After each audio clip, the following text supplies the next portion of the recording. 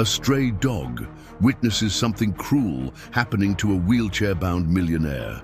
What the animal does defies the impossible and forever changes the fate of a millionaire who will make one of the most important decisions of his life. First off, if you love animals as much as we do, hit that subscribe button now so you don't miss any heartwarming stories. Thanks. Let's get back to our story.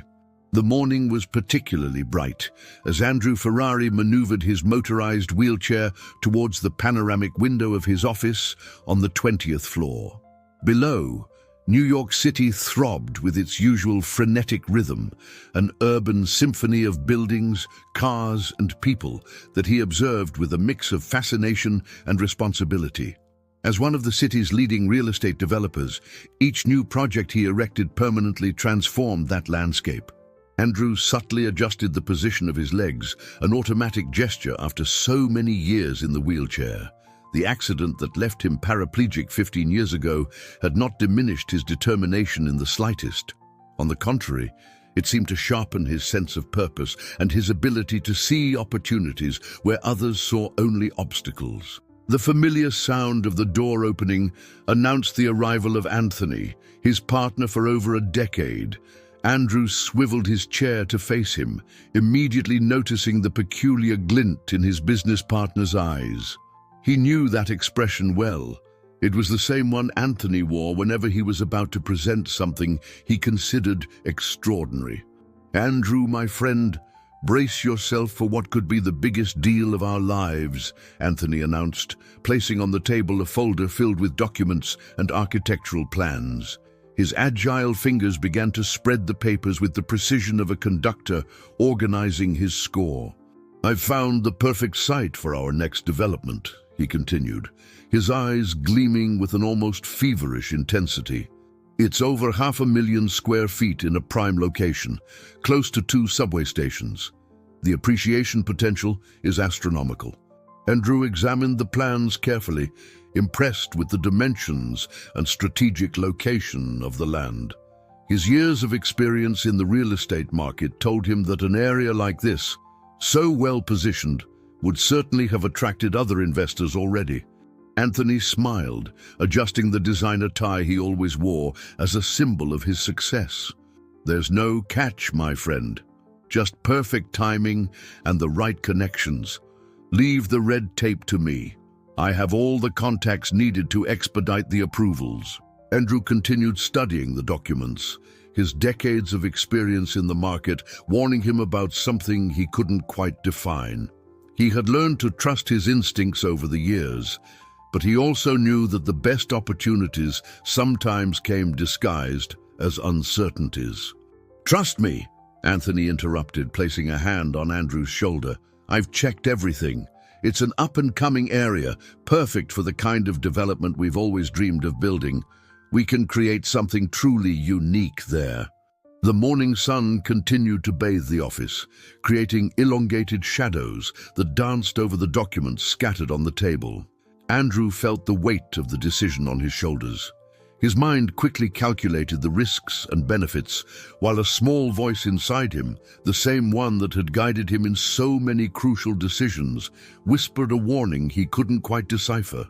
"I need your answer today," Anthony pressed, his voice taking on a more urgent tone. "There are other interested parties, and we can't lose this opportunity to the competition." "All right," he finally said, turning to face his partner. "Let's move forward, but I want to follow every step of the process closely." As Andrew watched Anthony leave his office, he couldn't imagine that he had just initiated a series of events that would transform not only the city's landscape, but also his own life in ways he could never predict. The decision he had made on that sunny morning would be just the first step on a journey that would test not only his principles, but also his very humanity. In the weeks that followed the signing of the contract, Andrew noticed subtle changes in Anthony's behavior. His partner seemed more reserved, holding mysterious meetings at odd hours and speaking on the phone in a low voice whenever Andrew approached. At first, he attributed this change to the natural stress of such an ambitious project, but something kept bothering his thoughts. On a particularly busy afternoon, Andrew decided to pay a surprise visit to the site of the new development. He maneuvered his adapted van through the narrow streets of the neighborhood, surprised by the number of people circulating in the area. It wasn't the urban desert that the photographs presented by Anthony suggested. He parked near the site and observed the movement. Children played on the sidewalks, women chatted on small makeshift balconies, and the aroma of home-cooked food filled the air. It was a living, vibrant community, very different from the up-and-coming area that Anthony had described. Mrs. Martinez, as she introduced herself, leaned on her broom and smiled. 30 years, honey. I raised my 4 kids in this house, but her smile disappeared. They say we're going to have to leave soon. Some men in suits came here last week, saying that this will all become luxury condos. They said they were court officers, she replied, her eyes welling up. But you know, I thought it was strange. They came in a very fancy car, something I've never seen a court officer use. And there was a man in a designer tie coordinating everything from a distance, inside another car. Do you have any documents from this eviction process? He asked, trying to keep his voice steady. Andrew examined the document, immediately recognizing several irregularities. There was no case number, official stamp, or any formal identification that a legal document should have. It was a fraud, and a poorly executed one at that. The woman hesitated for a moment, but something in Andrew's eyes convinced her. You seem like a good person. You can keep it, yes. I just ask that you help us. There are many families here who have nowhere to go. That night, in his private office at home, Andrew began to investigate more deeply. He accessed company records, analyzed emails, checked documentation. Each new discovery increased his anguish. He found records of suspicious payments, coded conversations, and an elaborate scheme to force the residents out without leaving official traces. While organizing the evidence, Andrew looked out the window of his office. The nighttime city glittered outside. Thousands of lights that represented thousands of lives, dreams, and stories. How many of those lights had he helped extinguish without knowing, in the name of progress and profit? The answer to that question would haunt him for many nights, but now he had something more urgent to resolve: how to stop Anthony and correct the wrong that he, even unintentionally, had helped to cause. The rain fell gently as Andrew decided to head home that night. His thoughts were still agitated by the day's discoveries, and the weight of the flash drive in his pocket, containing all the evidence against Anthony, seemed heavier with each passing moment. The familiar route between his office and his residence had never seemed so long. As he approached the gate of his house, something caught his attention. A furtive movement near the garage caused Andrew to slow down his van. His eyes adjusted to the dim light and identified a small shape. It turned out to be a skinny dog with yellowish fur and expressive eyes, cowering to protect itself from the rain. Andrew had always had a soft spot for abandoned animals, perhaps because, like him, they knew what it was like to face limitations that the world imposed. He stopped the van and lowered the window. Reaching into the compartment next to the driver's seat, Andrew grabbed a pack of cookies that he always kept for emergencies. The sound of the package being opened was enough to win the animal's trust, and it cautiously approached. As the dog ate, Andrew noticed that despite its abandoned condition, there was something noble in its posture.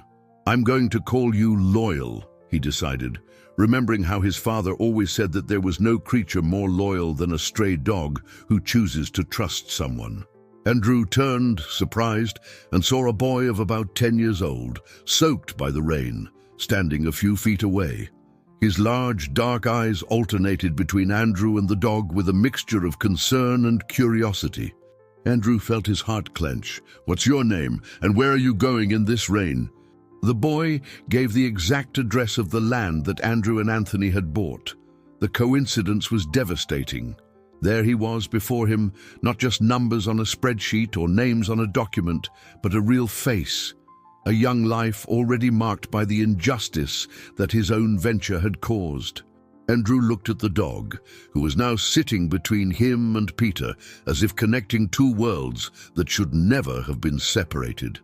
A decision began to form in his mind. If you are enjoying this, subscribe to the channel. Continuing. It's right after that bend, Peter said, pointing to an old railway bridge. Andrew's heart clenched at seeing the conditions of the place. Some families had improvised shelters with tarpaulin and cardboard, trying to protect themselves from the rain that was now falling mercilessly. Among the shadows that moved under the bridge, Andrew recognized other people he had seen earlier on the development site.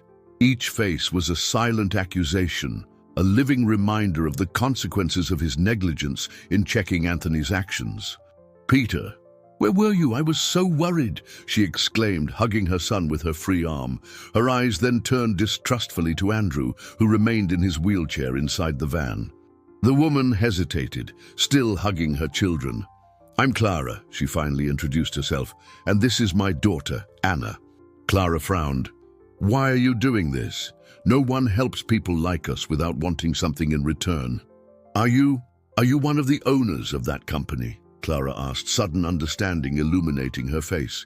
"I'll talk to the other families," she said, "but first I need you to promise me one thing. It's not just for tonight. I need to know that we won't be on the street again tomorrow." In the next 2 hours, Andrew organized transportation for all the families to the motel. There were 17 people in total, including 6 children. Each story he heard, each whispered thank you, each look of renewed hope, strengthened his determination to confront Anthony and expose the whole truth.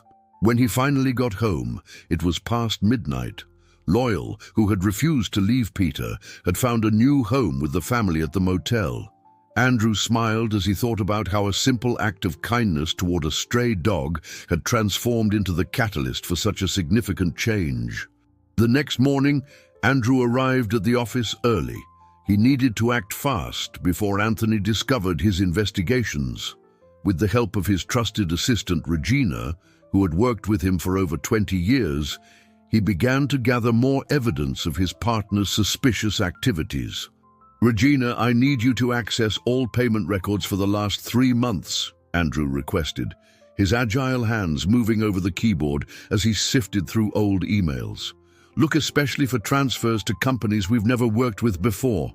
Regina, a gray-haired lady with keen eyes, adjusted her glasses and began to work. "Mr. Ferrari, there's something strange here," she said after a few minutes. "I found several payments to a company called Efficacious Consulting, but there are no corresponding invoices in the system." Andrew moved his chair closer to Regina's computer. "Let me see that." His eyes scanned the records, recognizing a suspicious pattern. These dates coincide exactly with the visits of the fake court officers to the community. As they continued their investigation, Andrew's phone vibrated. It was a message from Clara. "The children slept in beds for the first time in weeks. Peter can't stop smiling. Thank you." Attached was a photo of Peter embracing Loyal, both looking happier and healthier after a proper night's sleep. "Regina, please cancel all my appointments for today," he requested. "And if Anthony shows up, tell him I'm in an off-site meeting." "No, I pretended I was on the phone, but..." Regina adjusted her glasses again, a habit that Andrew knew was a sign of her concern. He didn't seem like his usual self. There was something scary in his eyes. The door opened, and Anthony entered with his usual air of superiority. "Andrew, my friend, we need to talk about the project. I have exciting news." "Sure, Anthony," Andrew replied, keeping his voice calm. "Actually, I also have some important matters to discuss with you." Regina stood up, casting one last worried glance at Andrew before leaving. As soon as the door closed, Anthony's smile disappeared. The silence that followed was heavy as lead. Anthony moved slowly around the table like a predator circling its prey. His face, normally composed, twisted into a mask of contained fury. Andrew swiveled his chair to keep Anthony in his field of vision. "Progress? Is that what you call throwing entire families out on the street? Children sleeping under bridges? The words hit Andrew like a punch to the gut. It was true that other of his projects had probably caused displacements, but always through legal means, with fair compensation and adequate relocations. Never like this, never with this deliberate cruelty. Anthony let out a dry laugh. And you have proof of this, because if you do, it would be a shame if something happened to it. His eyes fixed on Andrew's shirt pocket, where the flash drive was stored. For a moment, Andrew saw something flicker in Anthony's eyes, fear, perhaps. But it was soon replaced by an artificial calm, even more frightening than his previous anger. At that moment, Andrew's phone vibrated. It was another message from Clara. There are strange men hanging around the motel. We're scared. If you dare to touch them, Andrew began, his voice trembling with rage. What do you want, Anthony? He finally asked. Excellent, Anthony exclaimed, recovering his jovial air as if nothing had happened. And Andrew, don't try any funny business until then. Remember, I'm keeping an eye on your new friends. The next morning dawned with a sky laden with dark clouds, as if nature itself sensed the approaching danger. Andrew spent the night awake, planning every detail. In the morning, he discreetly sent copies of the evidence to 3 different people: his trusted lawyer, an investigative journalist he had known for years, and Regina, his loyal assistant. Before leaving for the meeting, Andrew made one last call to Clara. The marina where Anthony's yacht was docked was an hour from New York City. Throughout the journey, Andrew felt the weight of the flash drive in his pocket, his last copy of the evidence kept with him as insurance. His waterproof cell phone, a habit he had maintained since the accident that left him paraplegic, was securely attached to his belt. What Andrew didn't know was that he wasn't alone on his journey. Loyal, that stray dog, who demonstrated almost supernatural intelligence, had escaped from the car carrying Clara's family and, following an inexplicable instinct, tracked Andrew's path to the marina. "Andrew, my friend," he exclaimed, opening his arms in a theatrical gesture. "So glad you came. Shall we take a ride? The sea is perfect for a frank conversation." As the yacht moved away from the coast, Anthony poured 2 glasses of wine.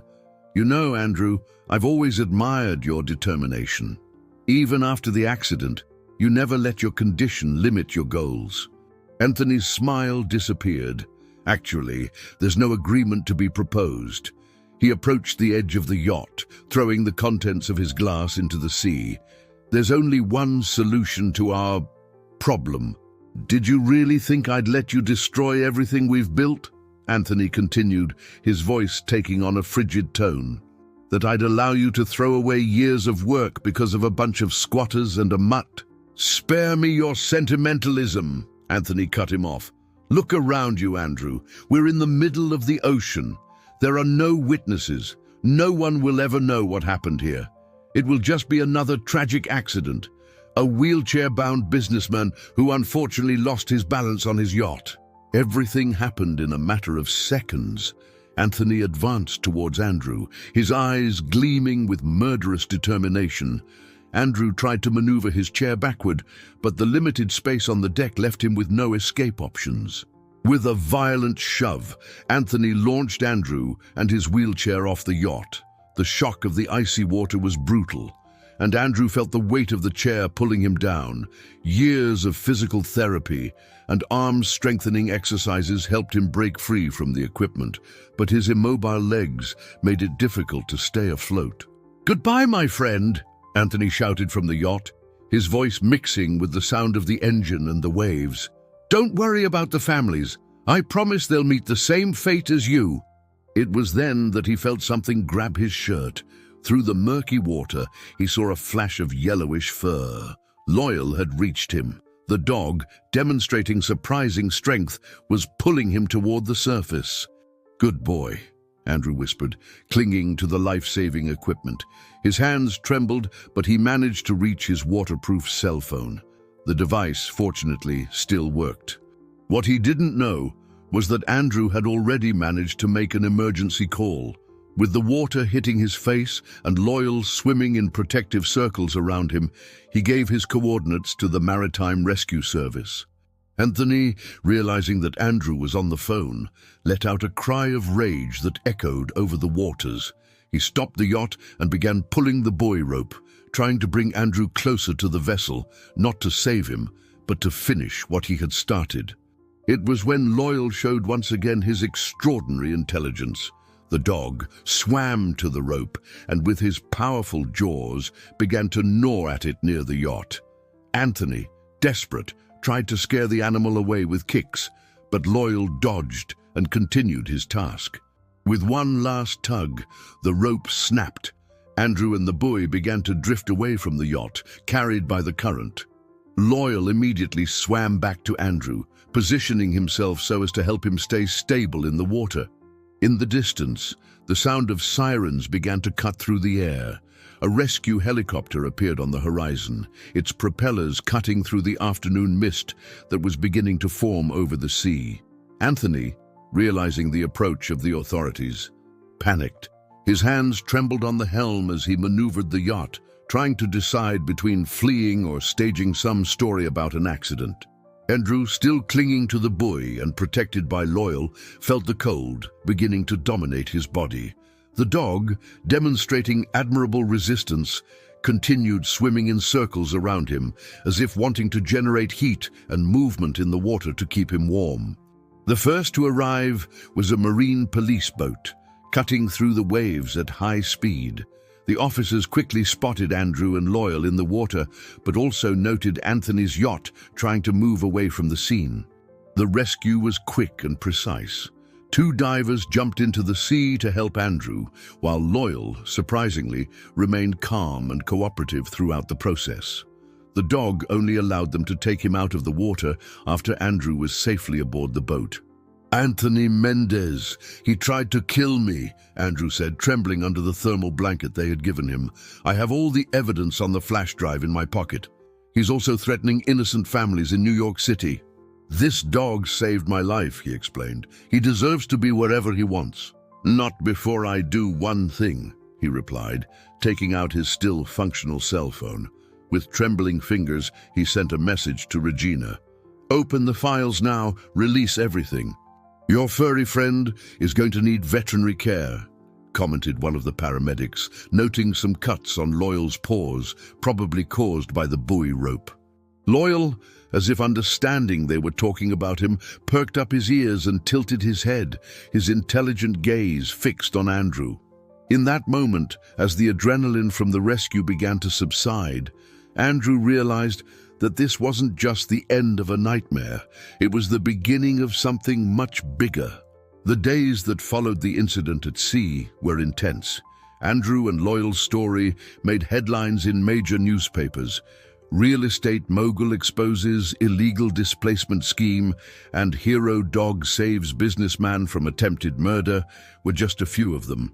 But for Andrew, the real story was behind the scenes, in the lives he now had the opportunity to transform. After being discharged from the hospital, his first visit was to the lodge where the families were sheltered. When he arrived, accompanied by Loyal, who hadn't left his side since the rescue, he was greeted by a scene he would never forget.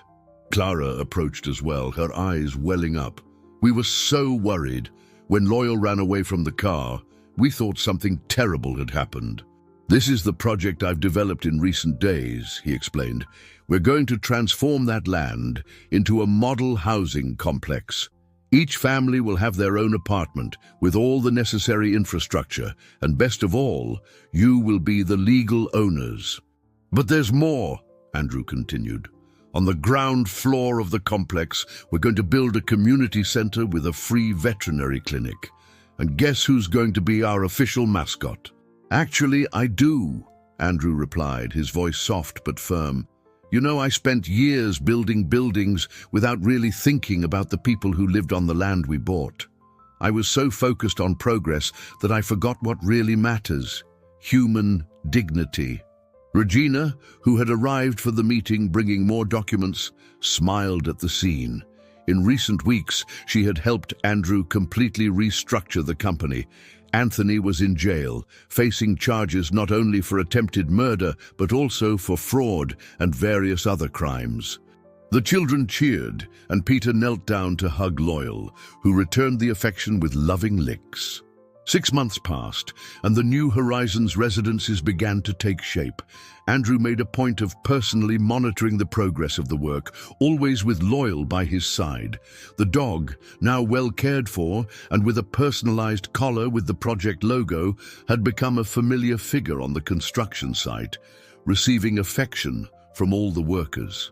On a particularly busy morning, Andrew watched the workers installing the windows of the first block of apartments.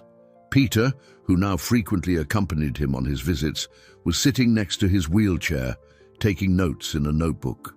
"I'm drawing what I want the veterinary clinic to look like," the boy replied, showing his childish but surprisingly detailed sketches. "I want to be a veterinarian when I grow up, to take care of other dogs like Loyal." Andrew smiled, remembering how a series of seemingly disconnected events had changed so many lives. The story of the rescue at sea had inspired other companies in the real estate sector to review their practices, and his example was creating a movement for more humanized development in the city. "Andrew, the registrations for the vocational courses have already exceeded 200 people," she announced, excited. "And most are residents of the area who want to prepare for when the shopping center is ready." "And there's more news," Clara continued. "The university has accepted our proposal. They will use the veterinary clinic as an outpost for veterinary students, offering free care for stray animals and for low-income families in the area." "You know, Clara," Andrew said, watching a family passing by carrying construction materials for their future apartment, "sometimes I wonder what would have happened if I hadn't stopped to feed a stray dog that night." Everyone laughed, but Andrew knew there was truth in those words. His life had changed completely. It was no longer just about building buildings. It was about building communities, about giving opportunities, about transforming lives. Regina, who arrived at that moment with more documents, completed the thought. "And the most impressive thing is how this is inspiring other entrepreneurs. I've received 3 calls just this week from people wanting to learn about the project to replicate it in other areas." Andrew thought about how apt that metaphor was, remembering the ocean waves where he had almost lost his life. But instead of fear, that memory now brought only gratitude. Gratitude for having survived, for having the chance to make a difference, and especially for having found true friends like Loyal, who was now dozing peacefully in the sun, probably dreaming of his next heroic adventures. The big day finally arrived. The New Horizons residences were ready to be inaugurated, their colorful facades shining under the morning sun. The common areas were decorated with flowers, and a huge banner announced, "Welcome to your new home." "Today is the big day, buddy," Andrew said, adjusting his tie. "The day when all those families will finally have a place to call their own." Clara, dressed elegantly, coordinated the organization of the event. Peter, wearing a small suit that made him look like a miniature businessman, was by her side, holding a tray with the keys that would be handed over to the families. Regina approached with an envelope in her hands. "Andrew, the final decision has arrived in the case against Anthony. Do you want to see it now? A year ago, I was just another businessman focused on profits and numbers. I thought success was measured by the size of the developments or the value of sales. But then, on a rainy night, a stray dog taught me the greatest lesson of my life. This project is not just about building houses. It's about rebuilding lives, restoring dignity, reconnecting communities. Each apartment here is not just a set of walls. It's a new beginning, a new chance, a new horizon. And today," Andrew continued, "we're not just handing over keys, we're handing over hope.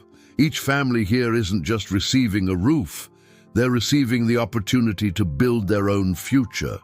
When Clara and Peter received their keys, there was an especially moving moment. Peter knelt down to hug Loyal, whispering something in his ear. The dog responded by licking his face, drawing laughter from the audience. It was then that something unexpected happened.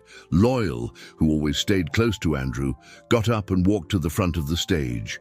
There he sat down and began to bark, as if wanting to make his own speech.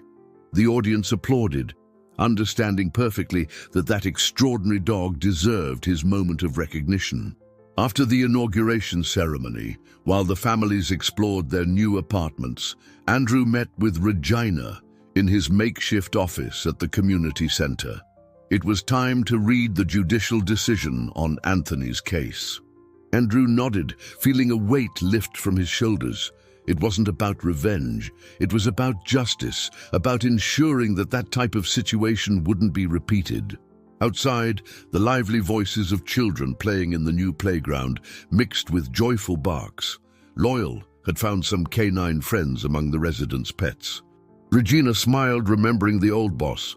Your father would be proud to see all this. Intrigued, Andrew followed the group to the central courtyard of the residences. There, a touching scene unfolded. Loyal had found a stray dog and her 3 puppies, who had apparently taken shelter in a corner of the land during the construction. The dog, initially scared, relaxed when Loyal gently approached. It was as if he was saying that there was a safe place, a refuge for all who needed it. Andrew watched as the residents mobilized naturally to help, some already bringing water and food, others improvising a temporary shelter for the canine family. That was exactly what he had dreamed of, a true community where people cared about each other, where solidarity was not the exception but the rule. Andrew smiled, watching as Loyal, now lying near the dog and her puppies, maintained his protective posture. Actually, Regina, I think we've found much more than that. We've found proof that when we give them a chance, both people and animals are capable of surprising us with their capacity to love and care. A year had passed since the inauguration of the New Horizons residences. The place had flourished beyond the most optimistic expectations, becoming an example of how a community can thrive when built on foundations of respect, dignity, and mutual collaboration. On a sunny Sunday morning, Andrew took his usual stroll through the gardens of the residences, with Loyal trotting faithfully beside his wheelchair.